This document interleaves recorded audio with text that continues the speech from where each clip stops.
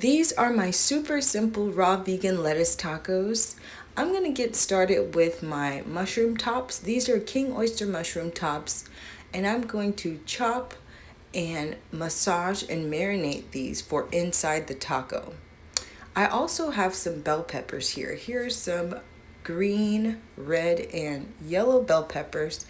I am julienning these, and these are also going to be seasoned and going into the taco.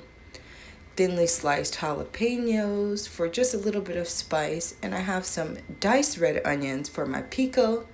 Here is some freshly chopped garlic. This is also going into a marinade, and some julienne red onions, which is going in with the bell peppers. Freshly chopped scallions, some fresh chopped thyme,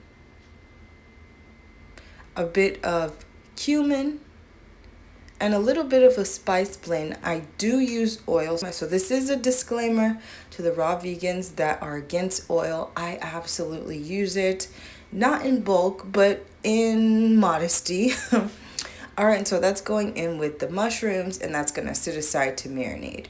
There's also a squeeze of fresh lime juice, which helps to allow the mushrooms to break down, as well as some of the uncooked spices inside of that mix.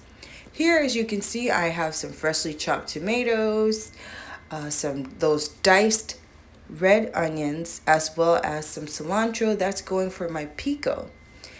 Beautiful big romaine lettuce leaves. I'm going to use just a couple of these for shredded lettuce to go inside of the taco. Fresh avocado, of course. And so I just used 3 nice large fluffy leaves. And first I start with my mushroom. So essentially there's 3 elements to these raw vegan tacos. We got our marinated mushrooms, we have our marinated peppers and onion blend, and then we finish it with the pico, this delicious fresh pico made with fresh lime juice, all of these delicious fresh ingredients.